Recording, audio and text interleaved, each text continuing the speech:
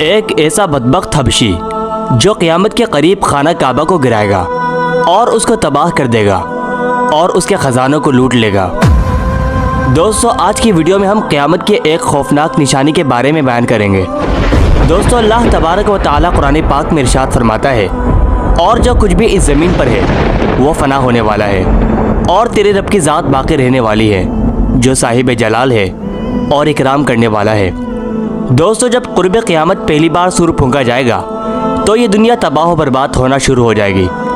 دنیا کی اس تباہی سے پہلے بہت ساری نشانیاں ایسی ہوں گی جو ظاہر ہو کر پوری ہوں گی، جن میں سے بہت ساری نشانیاں آج مکمل ہو چکی ہیں۔ وہ وقت دور نہیں جب قیامت قائم ہو جائے گی۔ دوستو، جہاں قرب قیامت میں ہر چیز کو فنا کر دیا جائے گا، وہیں قیامت کی ایک بہت بڑی نشانی یہ بھی ہوگی کہ قرب قیامت میں خانہ کعبہ کو گرا دیا جائے گا۔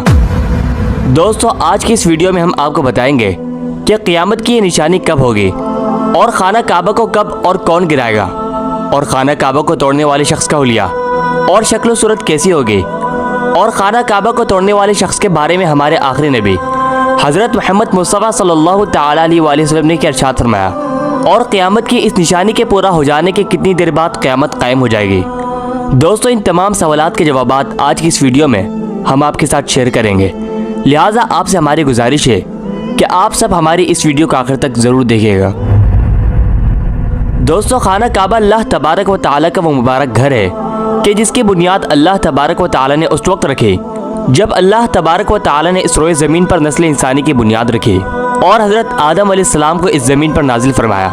دوستو، حضرت آدم علیہ السلام نے سب سے پہلے خانہ کعبہ کو اپنے ہاتھوں سے تعمیر کیا، اور اس تعمیر کے اندر حضرت جبرائیل علیہ السلام بھی شامل تھے۔ دوستو، بے شک اللہ تبارک و تعالیٰ نے خانہ کعبہ کو بے شمار فضیلتوں سے نوازا ہے، اور خانہ کعبہ اللہ تبارک و تعالیٰ کا وہ مقدس گھر ہے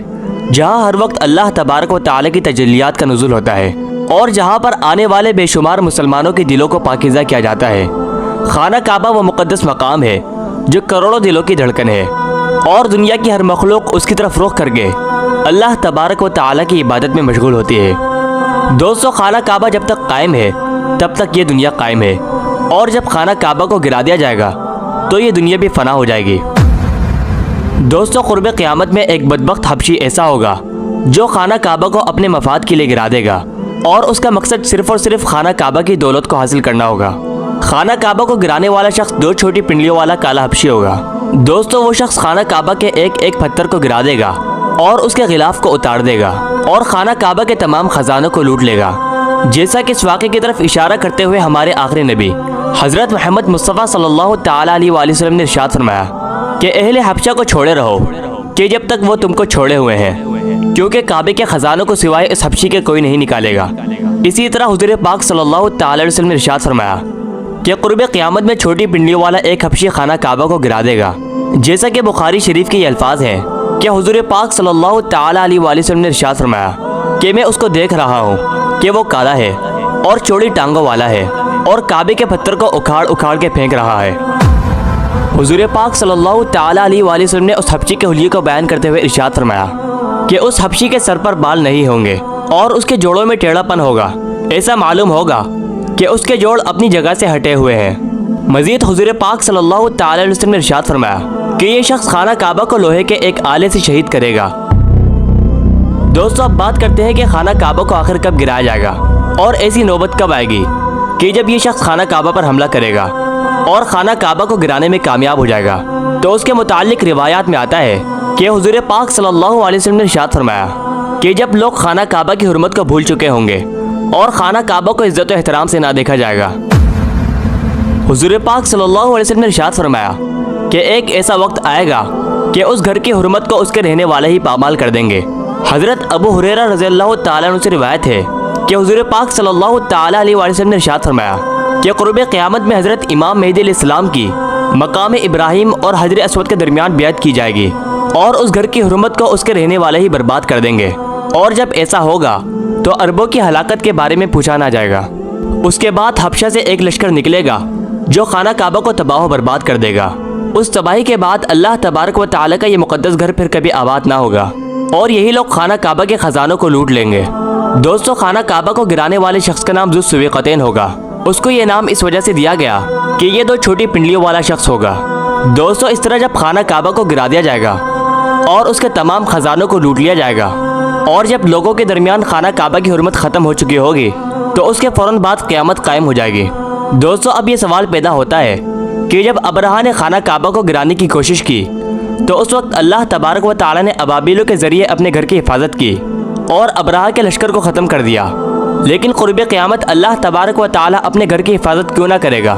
और काबे को गिराने वाला शख्स क़ुर्ब क़यामत में खाना काबा को गिराने में किस तरह कामयाब हो जाएगा। तो उसके बारे में रिवायात में आता है कि जब अबरहा ने मक्का मुकर्रमा पर हमला करने की कोशिश की तो उस वक्त मक्का में रहने वाले काफिर थे, लेकिन वो काबे की हुर्मत और इज्जत क्या करते थे और उन्होंने खाना काबा की हुर्मत को कभी पामाल ना किया। इसी वजह से जब खाना काबा में रहने वाले लोगों ने खाना काबा को हुर्मत दी तो अल्लाह तबारक व तआला ने अबरहा से खाना काबा को अबाबिल के लश्कर के जरिए बचा लिया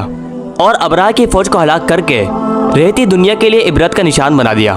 और क़ुर्ब क़यामत जो हबशी खाना काबा को गिराएगा वो उसी वजह से खाना काबा को गिराने में कामयाब हो जाएगा कि मक्का के मकामी लोग जो उस वक्त मक्का मुकर्रमा में रहते होंगे वो खुद ही खाना काबा की हुर्मत को पामाल करना शुरू कर देंगे और उनकी नज़रों में खाना काबा की कोई इज्जत बाकी न रहेगी और ना ही उस दौर में खाना काबा की ताज़ीम का कोई ख्याल करेगा। इस तरह जब लोग खाना काबा की ताज़ीम करना छोड़ देंगे तो अल्लाह तबारक व तआला भी अपना दस्ते कुदरत मक्का के सरजमीन से पीछे हटा लेगा। फिर उसके बाद उस पाक सरजमीन में जलजले और आफात आना शुरू हो जाएंगे।